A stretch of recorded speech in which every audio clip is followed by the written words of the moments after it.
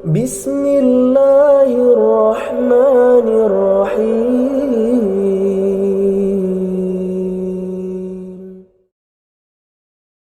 السلام عليكم ورحمة الله وبركاته. إن الحمد لله نحمده ونستعينه ونستغفره ونعوذ بالله من شرور أنفسنا ومن سيئات أعمالنا.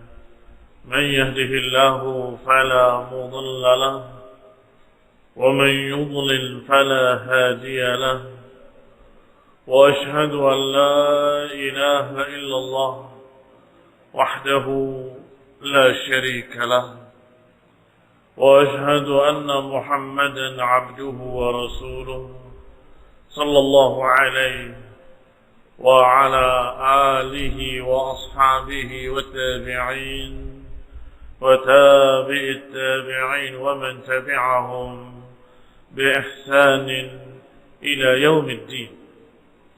يا أيها الذين آمنوا اتقوا الله حق تقاته ولا تموتن إلا وأنتم مسلمون. يا أيها الناس اتقوا ربكم الذي خلقكم من نفس واحدة وخلق منها زوجها وبث منهما رجالا كثيرا ونساء، واتقوا الله الذي تساءلون به والأرحام إن الله كان عليكم رقيبا. يا أيها الذين آمنوا اتقوا الله وقولوا قولا سديدا يصلح لكم أعمالكم ويغفر لكم ذنوبكم، ومن يطع الله ورسوله فقد فاز فوزا عظيما. أما بعد، فإن خير الحديث كتاب الله، وخير الهدي هدي محمد صلى الله عليه وعلى آله وسلم، وشر الأمور محدثاتها، فإن كل محدثة بدعة وكل بدعة ضلالة وكل ضلالة في النار. Ikhwani fi din, a'azzakumullah, kaum muslimin rahimani wa rahimakumullah. Kita masih membahas sirah yang ringkas dari Ibn Hisham rahimahullahu ta'ala, dan masih berbicara tentang Bani Quraidah, kaum Yahudi atau suku dari Yahudi yang berkhianat ketika perang Ahzab, yang kemudian ketika sudah dikepung oleh Rasulullah SAW dan para sahabatnya, mereka pun menyerah. Setelah Yahudi menyerah terhadap hukum Allah dan Rasulnya, maka Aus pun meminta, ya Rasulullah, mereka hulafa'una, mereka ini suku-suku yang bergabung dengan kami sejak dulu, maka biarkan kami yang menghukuminya. Maka Rasulullah SAW bersabda, maukah dihukumi mereka oleh salah seorang kalian, yaitu dzaka ila Sa'ad ibn Ubadah atau Sa'ad ibn Mu'ad, maka aku serahkan hukum mereka kepada Sa'ad ibn Mu'ad, tokoh dari kalangan Ansar, dari kalangan Aus. Wa kana Rasulullah SAW, dan bahwasanya Rasulullah SAW ketika itu meminta Sa'ad bin Mu'ad untuk dirawat di khemah salah seorang dari Bani Aslam. Maka Rasulullah SAW memanggilnya untuk menghukumi Bani Quraidah. Setelah tahu mereka bahwa yang akan menghukumi adalah halifnya sendiri, orang dari suku yang bergabung dengan Bani Quraidah, maka mereka berkata, ya Aba Amr. Aba Amr ini kunyahnya Sa'ad bin Mu'ad. Ahsin fi mawalika. Wahai Aba Amr, bersikap baiklah kepada kerabatmu ini. Wahai Aba Amr, hukumilah dengan hukum yang memiliki rahmat pada mereka. Berikan kasih sayang pada mereka. dan berkata sekian ucapan. Sampai kemudian Sa'ad ibn Mu'adz radhiyallahu ta'ala anhu mengatakan, laqad ana li Sa'ad alla ta'khudhu fillahi lawmata la'im. Sudah saatnya bagi Sa'ad, ini dirinya sendiri, untuk tidak lagi peduli dengan orang yang membenci, ini siapapun yang membenci dirinya, mencerca dirinya fillah, di jalan Allah, dia tidak peduli. Dia tidak peduli. La ta'khudhuhu fillahi lawmata la'im. Ini sikap seorang mukmin, bahwa kalau dia memutuskan dengan nama Allah, maka dia tidak peduli dengan cercaan siapapun. Silakan kalian mau ngomong apa, aku akan putuskan dengan keputusan dari Allah dan Rasul. Maka ikhwan fillah a'azzakumullah, ketika datang Sa'ad di atas kendaraannya dan mencapai tempat mereka, Rasulullah pun berkata, qumu ila sayyidikum, qumu ila sayyidikum, bangunlah kepada sayyid kalian ini. Ikhwan fillah a'azzakumullah, riwayat ini sering dijadikan alasan oleh sebagian orang bolehnya menghormati kedatangan orang besar dengan berdiri. Padahal sama sekali tidak demikian. Karena sudah diketahui bahwa saat dalam keadaan sakit, tidak bisa berjalan kecuali dipapah. Dan gak bisa turun dari kendaraannya kecuali dengan dibantu. Maka Rasulullah SAW menyatakan, qumu ila sayyidikum, bangunlah kamu, bangunlah kalian, bantu beliau turun. Bukan berdiri untuk penghormatan. Barakallahu fiikum. Baik, siapa yang dimaksud dengan dhamir jamak kum, kalian, sayyid kalian? Kata orang-orang muhajirin, zaka ilal ansar. Yang dimaksud kalian oleh Rasulullah SAW adalah kaum Ansar. Karena beliau Sa'ad bin Mu'adz memang tokohnya orang Ansar. Qumu ila sayyidikum, bangunlah pada sayyid kalian, yakni sayyidnya kalian wahai orang-orang Ansar. Tetapi kemudian berkata lagi orang-orang Ansar, tiga. Nabi tidak berkata Ansar ataupun Muhajirin. Amma, beliau menyebutkan secara umum, secara am. Kalian semuanya, bahwa beliau Sa'ad bin Mu'adz adalah tokoh kalian semua, sayyidnya kalian semua. Faqamu ilaihi, maka mereka pun bangun membantu beliau dan memapah Aba Amr, yaitu Sa'ad bin Mu'adz radhiyallahu taala anhu wa arda. Maka Rasulullah SAW pun berkata kepadanya, qad wallaka amru mawalika litahkuma fihim. Engkau telah ditunjuk oleh mawali kamu, oleh suku yang bergabung dengan sukumu dari Bani Quraidah, agar engkau menghukumi mereka. Silakan kau hukumi mereka. Maka Sa'ad pun berkata radhiyallahu taala anhu, alaikum bidzalika ahadullah wa mitsaquh. Apakah kalian semua berjanji dengan nama Allah bahwa kalian terima keputusanku? Maka mereka pun berkata, kami ridho. Naam, kami setuju. Inil hukum fihi lima hakamtu. Apakah kalian semua ridho kalau hukum pada mereka ini adalah keputusanku? Qalu na'am. Wa 'ala man hahuna. Demikian pula orang-orang yang hadir di sini semua setuju.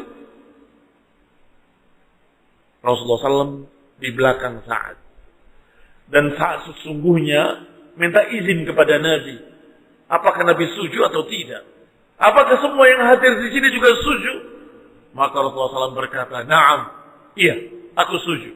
Engkau yang menghukumi. Qala Sa'ad, berkata Sa'ad, fa inni akumu fihim. Aku hukumi mereka, an tuqtadal rijal, wa tuqassamul amwal, wa tusbad darari wan nisa. Kalau begitu, aku hukumi pada mereka, dibunuh semua laki-laki dewasa, dibagikan harta sebagai pampasan perang, dan ditawan anak-anak dan wanita. Keputusan Sa'ad ibn Mu'adz radhiyallahu taala anhu dipuji oleh Rasulullah sallallahu alaihi wa ala alihi wasallam.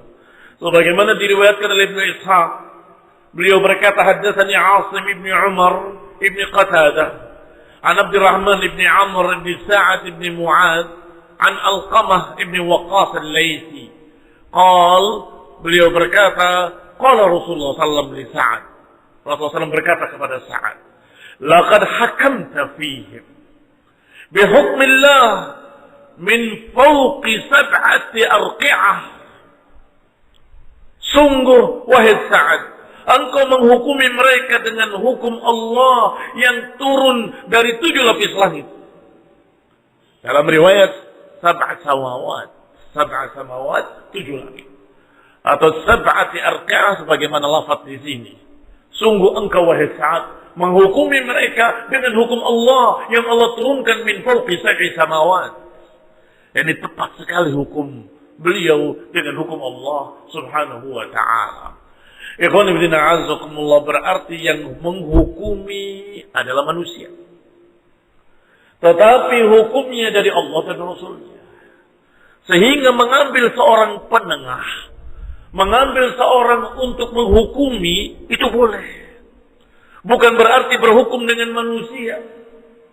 Tidak seperti Khawarij, yang ketika mereka kaum muslimin bertikai di masa-masa akhir Khulafaur Rasyidin antara Muawiyah dengan Ali bin Abi Thalib, kemudian mencari 2 penengah.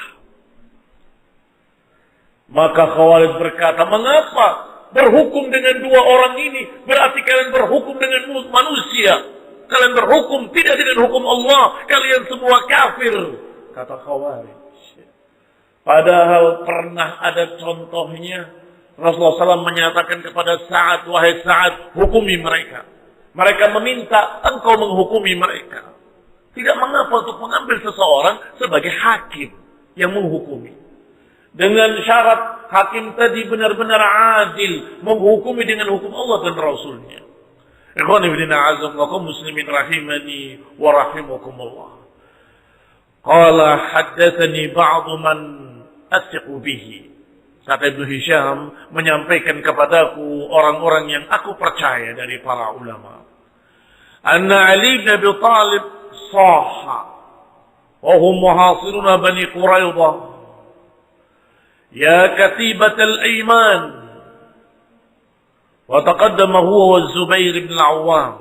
Wa qala wallahi la azuqanna ma dhaqa Hamzah aw la aftahanna hisnahum. Faqala ya Muhammad nanzil ala hukmi Sa'ad bin Mu'adz. Kejadian Bani Quraidah menyerah dikisahkan bahwasanya Ali bin Abi Thalib yang memimpin ketika itu, memimpin perang dengan izin Rasulullah SAW untuk mengepung mereka. Beliau menjerit dengan suara yang keras, wahai katibatul iman, wahai pasukan kanan. Maka majulah Zubair bin Awam dan pasukannya. Qala wallahi la aduqanna ma daqa Hamzah. Sungguh demi Allah, aku akan rasakan kepada mereka apa yang pernah dirasakan oleh Hamzah. Dan ingin membalas apa yang pernah menimpa Hamzah. Aula aftahanna husnahum, atau aku akan buka benteng mereka. Maka saat itulah mereka ketakutan dan berkata, ya Muhammad, nanzil ala hukma Sa'ad bin Mu'adz. Kami mengalah. Kami ingin dihukumi dengan hukum Sa'ad bin Mu'adz. Rasulullah SAW percaya bahwa Sa'ad bin Mu'adz adalah sahabat yang mulia, mukmin, taqi. Oh boleh. Kalian menghukumi oleh mawalimu sendiri, boleh. Silakan wahai Sa'ad, panggil Sa'ad. Dipanggillah Sa'ad dan terjadilah apa yang terjadi. Ternyata keputusannya semua laki-laki dewasa bunuh mereka. Dan dibagikan harta benda sebagai pampasan perang. Dan anak-anak dan para wanita dijadikan sebagai tawanan. Ikhwan ibn a'azakumullah. Thumma istunzilu fahabasahum Rasulullah sallallahu bil Madinah fi dari bintil Harith. Maka mulailah dipisahkan mereka laki-laki dengan perempuan. Setelah dipisahkan laki-laki dengan perempuan, laki-laki dewasa dipisahkan dengan anak-anak.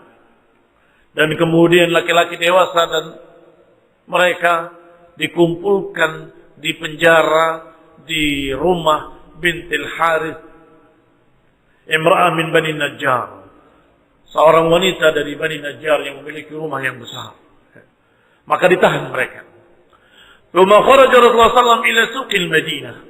Kemudian Rasulullah sallallahu keluar ke pasar Madinah, dan masih sampai sekarang di sana adalah pasar suqah al-yaum, hari ini juga sebagai pasar.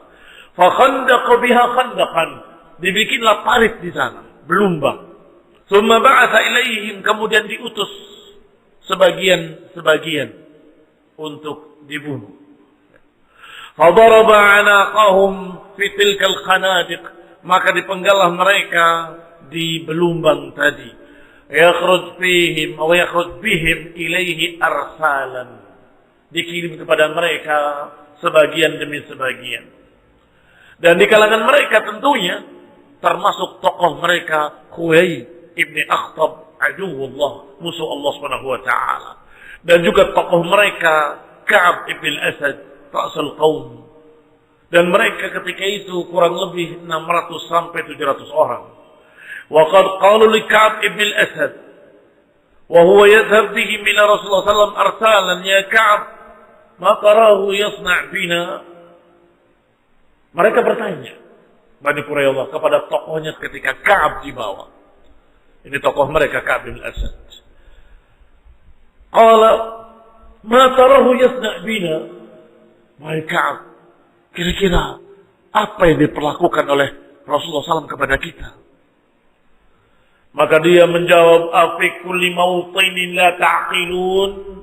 Apakah di setiap waktu, di setiap tempat kalian tidak berpikir? Ala tarawna ad-da'i la yanzi' wa annahu man dhahaba ilaihi minkum la yarji'. Apakah kalian tidak berpikir?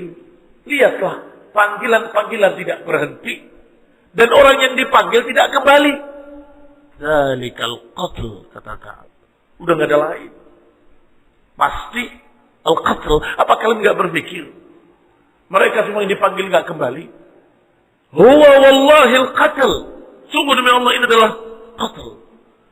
Falam yazal dzalika dab hatta fariqa minhum Rasulullah sallallahu. Maka demikianlah mereka dibunuh sampai orang terakhir. Wa utiya bi Huyai ibn Akhtab aduwullah wa alaihi hullatun lahu faqahiyah. Di antara mereka ada Huyai ibn Akhtab, tokohnya Bani Quraidah. Dipanggil dalam keadaan memakai pakaian kebesarannya, memakai jubahnya yang disifati dengan faqahiyah, salah satu jenis dari pakaian yang biasa dipakai oleh pendeta-pendeta mereka atau tokoh-tokoh besar mereka. Qala majmu'a yadahu ila unuqihi, dalam keadaan kedua tangannya diikat ke kepalanya dengan tali. Falamma nadhara ila Rasulillah sallallahu, ketika dia melihat Rasulullah sallallahu, dan Rasulullah sallallahu pun melihat dia. Qala ama wallahi ma lumtu nafsi fi adawatik. Kata Huyai ibn Akhtab, musuh Allah ini, sungguh demi Allah, aku tidak menyesal dan aku tidak menyalahkan diriku sendiri dalam memusuhi engkau, kepada Nabi SAW. Malum tu nafsi fi adawatik. Aku tidak menyalahkan diriku dalam memusuhi engkau. Walakin man yakhdhulullah yukhaddal. Tetapi demikianlah orang yang merendahkan Allah akan direndahkan. Jadi dia merasa kalau dia ini direndahkan karena memusuhi Allah, bukan karena memusuhi dia, Rasulullah SAW. Thumma aqbala 'ala an-nas, kemudian menghadap pada manusia. Faqala ayyuhan nas, innahu la ba'sa bi amrillah.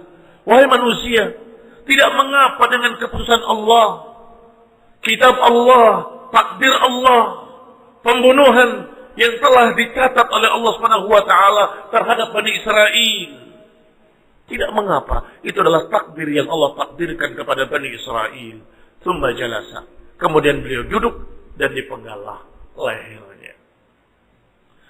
Ikhwan fillah a'azzakumullah kaum muslimin rahimani wa rahimakumullah. Diriwayatkan pula oleh Ibnu Ishaq rahimahullahu taala, haddatsani Muhammad ibn Ja'far ibn Zubair dari Urwah ibn Zubair dari Aisyah radhiyallahu taala anha, menceritakan satu-satunya wanita yang ikut dibunuh. Kata Aisyah ummul mukminin radhiyallahu taala anha, annaha qalat lam yuqtal min nisaihim illa imra'atun wahidah. Tidak ada yang dibunuh dari wanita-wanita Bani Quraidah kecuali satu orang wanita saja. Qalat wallahi innaha la indi. Sungguh demi Allah, ketika itu wanita tadi ada di sisiku. Tuhaddits mai, ngobrol denganku. Wa tadhak, tertawa-tawa. Dhahran wa batinan, bertawa-tawa serius, lahir batin, gembira ria. Wa Rasulullah SAW yaqtul rijalaha. Sedangkan Nabi sedang membantai, sedang membunuh suaminya, saudara-saudaranya, dan sebagainya di pasar sana. Dia hanya tertawa-tawa, ngobrol di sisi Aisyah radhiyallahu ta'ala anha. Tiba-tiba ada panggilan. Idza hatafa hatifun bismiha. Tiba-tiba ada panggilan yang memanggil dengan nama wanita tadi. Aina fulana? Aina fulana? Qalat ana wallahi. Kata wanita tadi, aku demi Allah. Maka kata Aisyah, aku terkejut. Dan aku tanyakan, wailak, malaki, ada apa denganmu? Kenapa kau ikut dipanggil? Qalat, uqtal, aku akan dibunuh. Qultu walima, mengapa kau akan dibunuh? Kan perempuan tidak ada yang dibunuh.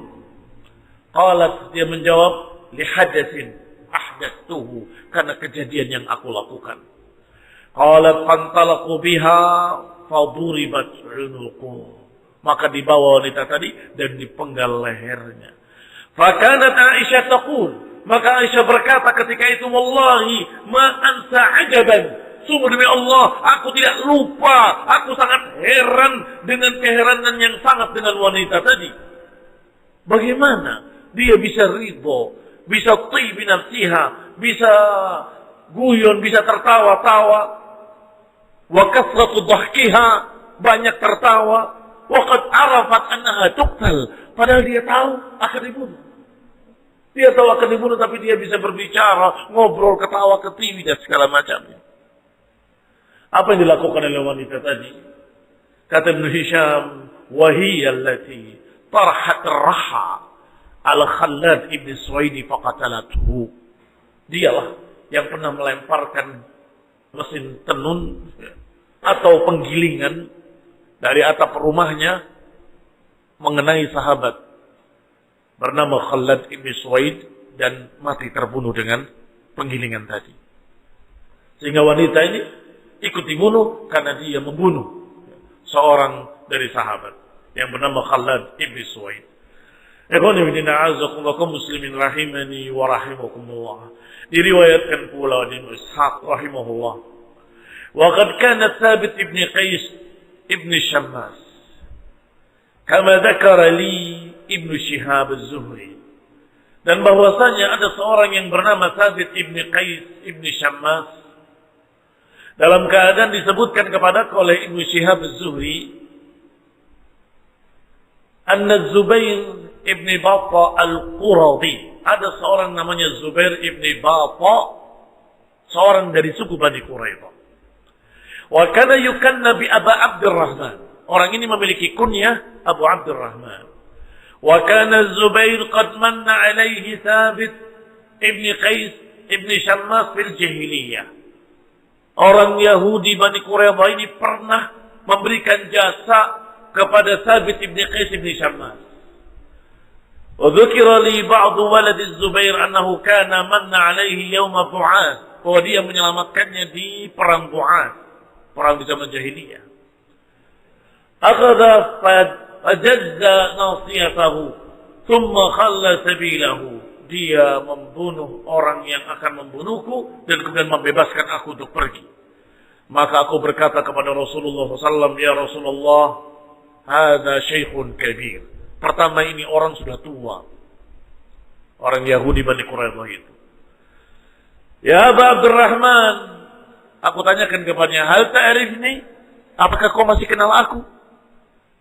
Wa hal yajhal mithli mithlak? Orang tua tadi menjawab, apakah orang seperti aku melupakan orang seperti kamu? Qala inni qad aradtu an ajziyaka biyadika indi. Sungguh saat ini aku ingin membalas kebaikanmu dulu kepadaku. Aku ingin membalas kebaikanmu yang dulu pada hari. Qala innal karim yuzal karim. Demikianlah orang yang karim akan membalas kebaikan orang karim. Thumma ata Thabit ibn Qais. Maka Thabit ibn Qais mendatangi Rasulullah SAW dan berkata, ya Rasulullah, innahu qad kanat li Zubair alayya minna. Ya Rasulullah, sesungguhnya Zubair ini, Abu Abdurrahman, pernah memberikan jasa kepadaku menyelamatkan nyawaku. Apakah boleh?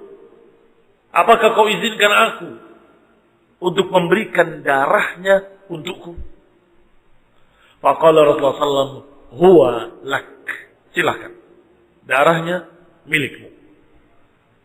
Fa'atau. Maka datanglah dia kepada Zubair.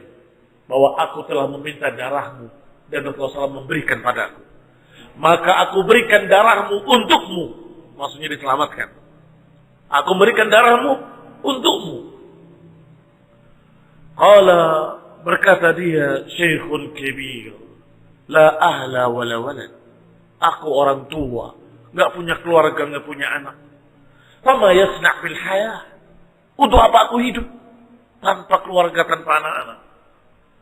Maka Thabit tadi kembali pada Rasulullah SAW. Ya Rasulullah, bi abi anta wa ummi, habli imra'atahu wa waladahu. Bolehkah aku meminta keluarganya, anaknya dan istrinya? Hum lak, kata Nabi. Silakan. Aku berikan untukmu. Maka dia datang lagi kepada Zubair dan berkata kepada seorang Yahudi ini, aku memberikan keluargamu dan anak-anakmu, fahum lak, maka mereka untukmu. Apa kata dia? Masih belum terima kasih.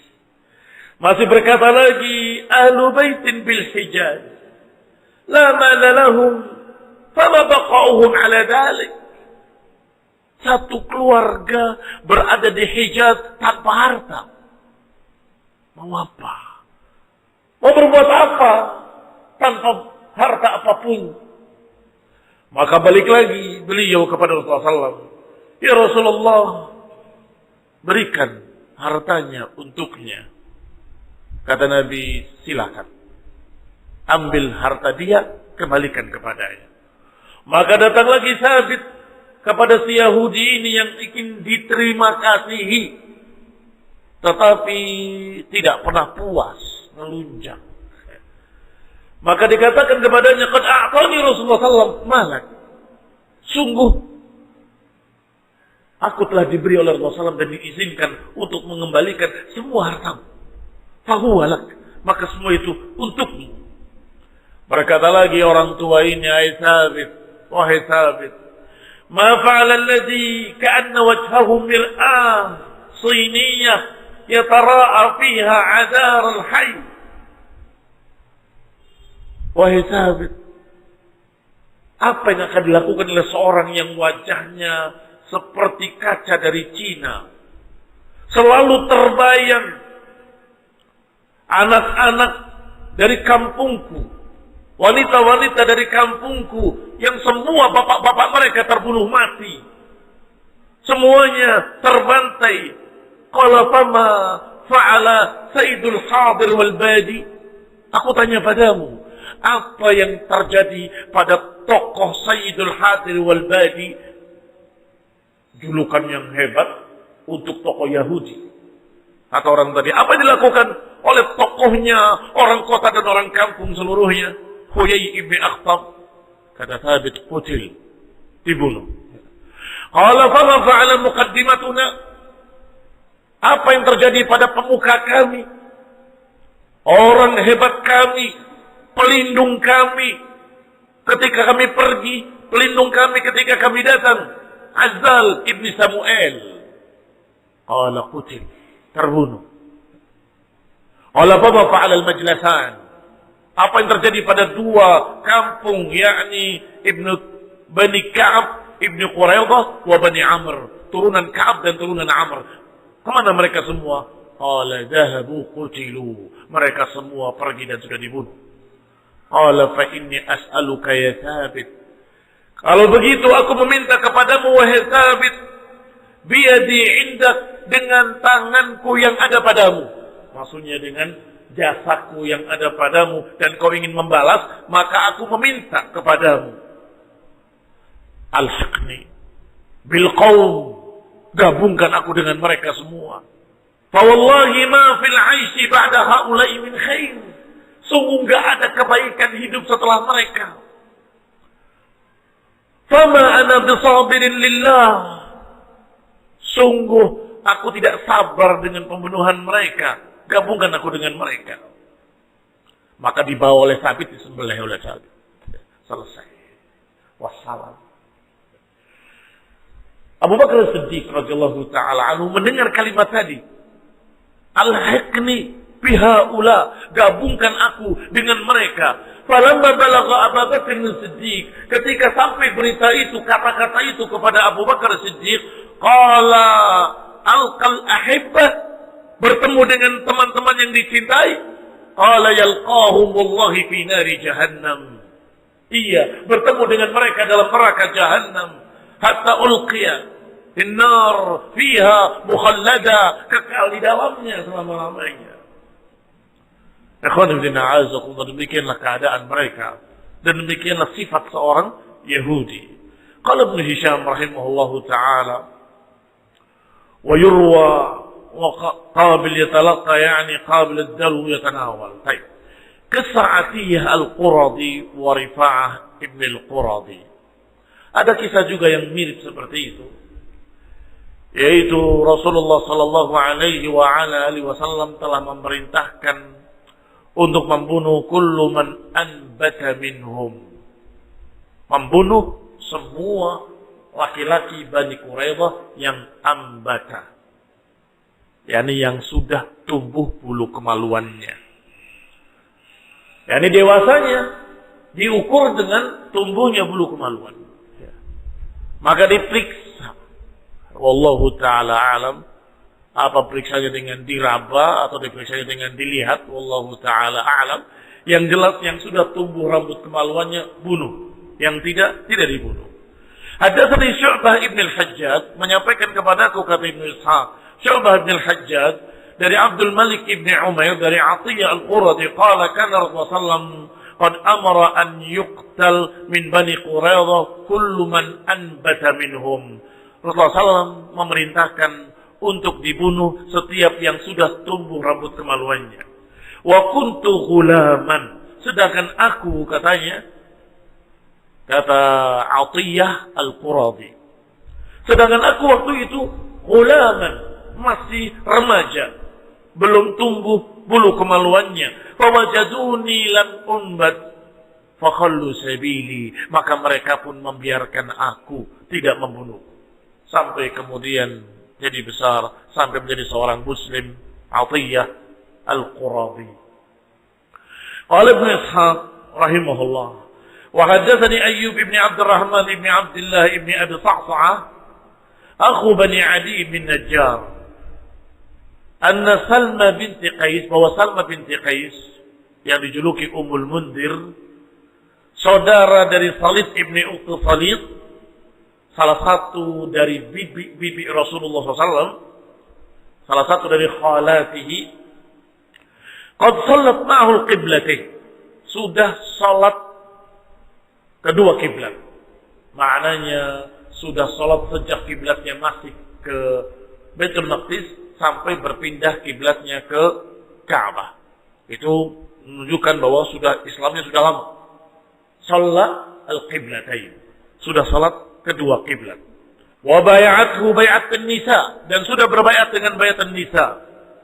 Dia meminta agar satu orang dari mereka yang bernama Rifa'ah ibni Samuel, yang biasanya disebut Samuel. Rifa'ah ibni Samuel Al-Quradi meminta agar jangan dibunuh. Kana rajulan qad balagha fallada biha wa kana ya'rifuhum qabla dhalik, dan bahwasanya sudah tahu, sudah kenal dengannya, dan dia sudah berencana ingin sholat dan makan daging onta. Yani daging onta biasanya dimakan oleh hanya orang-orang Arab. Dan dia sudah sholat atau sudah ingin sholat. Kata wanita ini, kata Ummul Mundhir, ya Rasulullah, innahu sayusalli wa ya'kul lahma al-jamal. Dia ingin salat dan ingin memakan daging unta. Fawahabahu laha fastahyaitahu. Maka Nabi mengizinkan dan dibiarkan dia hidup. Taqsimul amwal. Berikutnya adalah pembagian harta peninggalan Bani Quraidah. Qala Ibnu Ishaq rahimahullahu taala, "Tsumma inna Rasulullah sallallahu alaihi wa ala alihi wasallam qassama amwal Bani Quraidah wa nisa'ahum wa abna'ahum 'ala al-muslimin." Rasulullah pun membagi harta Bani Quraidah dan wanita-wanita Bani Quraidah dan anak-anak Bani Quraidah. Karena tawanan juga dibagi. Wanita dan anak-anak sebagai tawanan juga dibagi. Wa'alam fi dzalikal yawm suhman al-khail wa suhman ar-rijal. Dan saat itu juga atau hari itu Rasulullah mengajarkan satu hukum, bahwa orang yang berjalan kaki ada bagian dari pampasan perang, yang berkuda kudanya memiliki hak dari pampasan perang yang dijuluki dengan suhman. Saham adalah bagian. Wa akhraja minhal khumus. Dan Rasulullah mengajarkan pula dengan ayat yang turun, falillahi khumusahu. Setiap ada pampasan perang, maka 1/5-nya untuk Allah dan Rasulnya. Fakana lil farisi salasata ashum. Maka bagi penunggang kuda diberi 3 bagian. 1 bagian untuk orangnya, 2 bagian untuk kudanya. Berarti kudanya lebih banyak mendapatkan pampasan perang. Nah, karena lebih banyak membutuhkan pengurusan, lebih banyak membutuhkan sesuatu untuk kudanya. Walil farisi sahman, walifarisihi sahmun. Lifarasihi, faras kudanya, walifaris penunggang kudanya 1. Walil rajil, sedangkan yang berjalan kaki, rajil 1 saham saja. Wa kanatul khail yauma Bani Quraidah 36 farasan. Sedangkan kuda pada saat perang Khandaq hanya 306 ekor kuda. Wa kana awwalu fai'in waqa'at fihi suhman. Dan ini adalah pampasan perang pertama yang diatur dengan saham-saham. 1 orang 1 saham, 1 kuda 2 saham. Dan saat itu juga diputuskan keputusan khumus 1/5 untuk Allah dan Rasulnya. Fa'ala sunaniha wa ma madha min Rasulullah sallallahu fiha waqa'atil maqasim. Maka dengan sunnah ini, dengan keputusan ini, maka berikutnya semua pampasan perang diatur dengan aturan tersebut. Lillahi khumusahu, milik Allah lah khumusnya, dan kemudian sisanya diberikan per saham. 1 orang 1 saham, 1 kuda 2 saham. Ikhwan fillah azza, perlu catatan sedikit bahwa di sini disebut pampasan perang dengan nama fai, bukan ghanimah. Karena berbeda. Kalau ghanimah adalah pampasan perang ketika terjadi perang, maka disebutkan siapa yang membunuh 1 orang dari musuh, dia mendapatkan apa yang ada pada musuh tersebut. Maksudnya kalau musuh tadi megang pedang, pedangnya dirampas sama yang bunuhnya. Kalau dia memiliki kuda, kuda dirampas sama yang membunuhnya. Itu ketika perang, itu ghanimah. Tetapi ini fai. Fai itu adalah tidak terjadi perang. Dikepung, kemudian mereka mengalah. Menyerah. Maka mereka dijadikan sebagai tawanan, sedangkan harta bendanya sebagai fai. Ikhwan fillah a'azakumullah muslimin rahimani wa rahimakumullah. Disebutkan salah satunya yang dibagikan dari para budak-budak wanita adalah raihanah. Diberikan kepada Rasulullah sallallahu alaihi wa ala alihi wasallam. Raihanah binti Amr ibn Khunasah. Salah satu dari wanita dari kalangan Bani Amr dari Bani Quraidah. Fakanat inda Rasulullah SAW. Maka dia menjadi milik Rasulullah SAW. Hatta tufiya anha. Sampai Rasulullah SAW wafat masih di tangan beliau. Wahiyya fi mulkihi. Dan masih di kepemilikan Rasulullah SAW. Kanat Rasulullah SAW arada alaiha an yatazawajaha. Nabi pernah menawarkan kepadanya untuk dinikahi. Yani, engkau masuk Islam, aku akan nikahi. Wa yadrab 'alaiha al-hijab. Akan dipakaikan padanya hijab sebagai wanita terhormat. Faqalat ya Rasulullah, maka berkata Raihanah, ya Rasulullah, bal tatrukuni fi mulkik fa huwa akhaffu 'alaika wa 'alayya. Ya Rasulullah, kalau kau biarkan aku sebagai budak, ringan untukmu dan ringan pula untukku. Fatarakaha, maka Nabi pun membiarkannya. Wa qad kanat hina sabaha qad ta'assat bil Islam. Awalnya memang dia menolak untuk masuk Islam. Wa abad illa al Yahudiyah. Dia menolak kecuali tetap ingin mengikuti Yahudiyah. Fa'azalaha Rasulullah SAW. Maka Rasulullah pun memisahkannya. Tetap budaknya, tapi dipisahkan. Tidak tinggal bersama Rasulullah SAW. Wa wajada fi nafsihi lidzalika min amriha.